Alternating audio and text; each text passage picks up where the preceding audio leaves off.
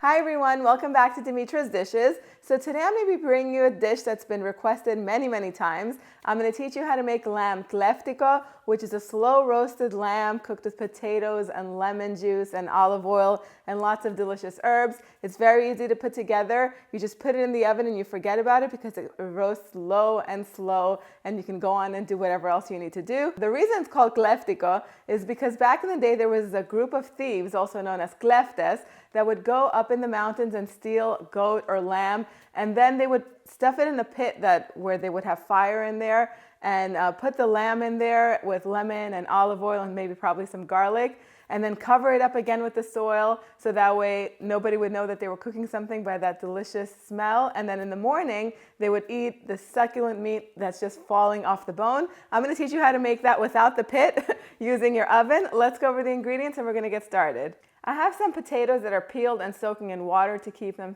from turning brown. Some lamb. I have a boneless leg of lamb with some lamb chops. I'll talk about that in a little bit. Then we have some tomatoes and feta cheese. I have some sweet red peppers that are in brine. You could use fresh peppers, any kind, green or red or yellow will do. Some olive oil, some black pepper, salt. Then we have some dried oregano, lots of dried oregano. You can use some rosemary, fresh rosemary too. Some cumin powder or cinnamon. A red onion, lots of cloves of garlic. Then I have some fresh lemon juice here and some water. So before we start making the marinade, let me tell you about the cut of meat that you can use. So you can use lamb or goat in this recipe. It's totally up to you. And traditionally, it is made with either a shoulder from the lamb or the goat or the leg, and it's traditionally made with the bone in. I had this piece of boneless leg of lamb in my freezer, so I decided to thaw it out and cut it into chunks, take the fat off, and use that. And I also had some lamb chops. These are lamb loins, and I'm just going to throw them in there so that way they can release the juice from the bone and just add more flavor. Use whatever you have. Really, this is a delicious dish that can be made with any cut of lamb or goat that you have on hand. Let's begin by making the marinade. So the marinade is helado lemono. It's really easy to make. Of course, you're going to need some freshly squeezed lemon juice. And then I'm going to grate 2 garlic cloves in here. Let me move up. Let me get it all from the back. And then I'm going to put some olive oil in here.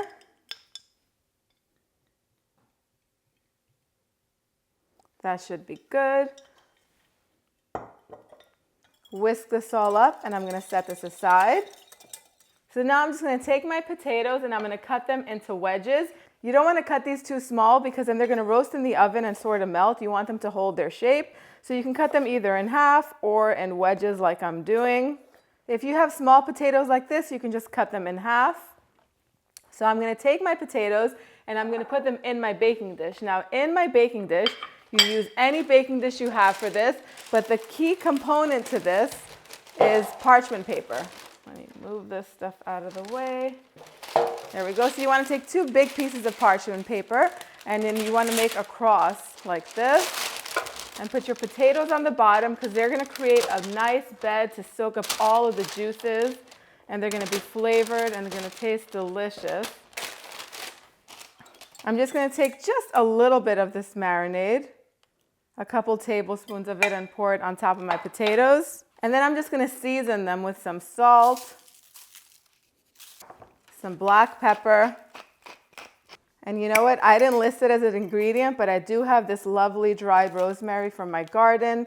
I'm just going to throw this in here. If you have fresh rosemary, you can use a sprig of it. And I'm going to take a tiny bit of this oregano, and I'm just going to mix this all together. Perfect. I'm going to set this aside. Now I'm going to get some of these roasted red peppers. I always have roasted red peppers in the jar in my refrigerator. If you watched my kitchen essentials video, my pantry essentials video, then you'll know that these are in my fridge all the time. And it's perfect for times like this when I need some fresh red pepper and I don't have any. These are smoky and tender and sweet and delicious. So I'm going to put these over or mix them in with my potatoes. And then I'm going to take this onion and I'm just going to cut this into chunks. A red onion is traditionally used for this, but you can use any onion you have. You can also put some shallots in here. That'll work well too. Just into little chunks like that.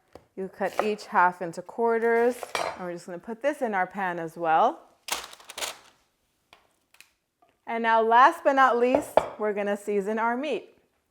So I'm going to pour all of this beautiful ladolemono, and then I'm going to season with some salt and with the cumin powder and oregano. Now some people like to use cinnamon powder. You can add some cinnamon in here, or you can just substitute the cinnamon for the cumin.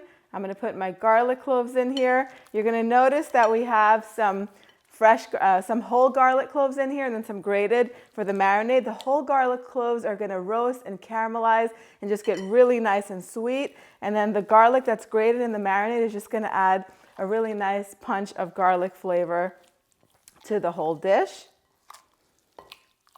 Perfect. I'm going to wash my hands. So now I'm just going to add my lamb on top of the potatoes and the vegetables and get all of that juice that it's marinated in. You don't want to miss any of it. So I started to wrap this up and then I realized that I didn't add the water. We're just going to add a little bit of water, about a quarter cup or so that way the meat and everything stays nice and soft. Now we're just going to go ahead and wrap this thing up.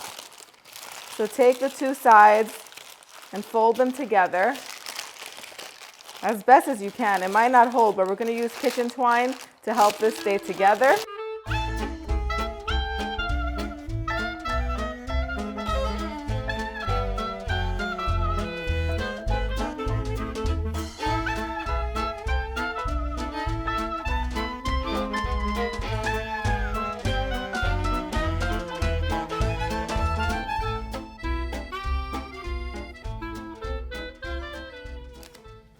And there you have it. Now the last and final step is to cover this with some aluminum foil.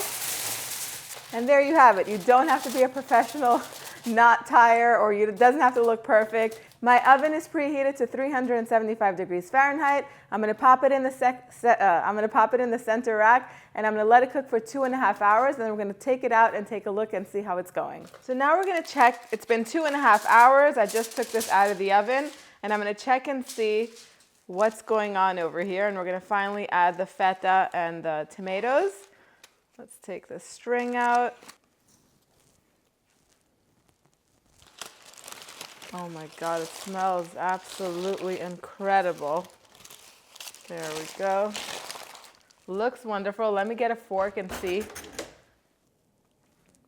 But it's still not soft enough. So what I'm going to do, I'm going to cover this back up. I'm not going to worry about tying the string or anything like that. I'm just going to put the foil on. As a matter of fact, I'll secure it with an extra piece of foil just so that way the steam doesn't escape. So I'm going to put this back in there for another 30 minutes, and then we're going to go ahead and add our tomatoes and feta. It's not ready for that just yet. So after 30 more minutes, which made it a total of 3 hours of the lamb cooking in the oven, I took it out. Now I'm just going to lightly drizzle some olive oil over the tomatoes and just season with a little bit of salt and a little bit of dried oregano. And I'm just going to mix it up just a little bit so that way they roast nicely once we put them in the pan. Doesn't have to be perfect. We're going to carefully remove the foil. Be careful so the steam doesn't burn you. There we go. The lamb is now even more tender than before. And perfect. You want to be able to put the fork in and the meat just separates and breaks and falls apart. That's how you know it's ready. Now we're going to put the tomatoes in. I'm just going to throw them on top just like this. And then I have the feta cut into cubes. Again, if you're using kefalotyri or Gouda, that's fine too. You could just put it in right now. So now I'm just going to tuck the excess parchment paper into the pan. I've raised the heat up in my oven to 475 degrees. You can do anywhere between 450 degrees Fahrenheit to 475 degrees Fahrenheit. It depends on your oven. We're just going to pop this back in there so it can get really nice and golden on top. That should take anywhere between 15 to 20 minutes, and I'll show you what it looks like as soon as it comes out. So in just 20 minutes at 475 degrees Fahrenheit, the meat and the potatoes get a beautiful golden color on them. The tomatoes begin to burst when they get nice and roasted, and the feta cheese starts to melt. and it just smells absolutely incredible in here. It just takes a few minutes to put this all together, marinate the meat. You could actually marinate the meat 24 hours ahead of time separately and then just put everything together with the potatoes the day after. I don't recommend marinating the potatoes because they're gonna turn brown. If you don't care about that, then you go ahead and marinate the whole thing ahead of time, but it's gonna be delicious, so flavorful, a perfect dish to serve to a crowd when you have guests over, but it's also a really nice family meal to sit down and have. Now it's time to dig into this. And then the fact that it's in the parchment paper, the cleanup is gonna be so much easier than if it wasn't. So we're gonna take this piece right here with the potatoes. The potatoes are just melting. That's exactly the way they should be. Get another one. Let me get some of the lovely sauce. Now, what I like to do, now you know if there's meat and potatoes in a dish, if it's been roasted in the oven, I'm gonna mash up those potatoes. That's how I like to eat them. I'm just gonna go ahead and mash these up actually. And I'm gonna take a little piece of this delicious rosemary bread. I have a rosemary bread recipe that's very easy to follow on here as well as on the website. So I'm gonna go ahead and link that in the card section up above. Time to go in and see what this says. That doesn't make sense in English, but in Greek, they say, "Tile to fagito." It literally translates to "what does the food say?" But it means, "how is it?" So anyway, let me go ahead and take a taste.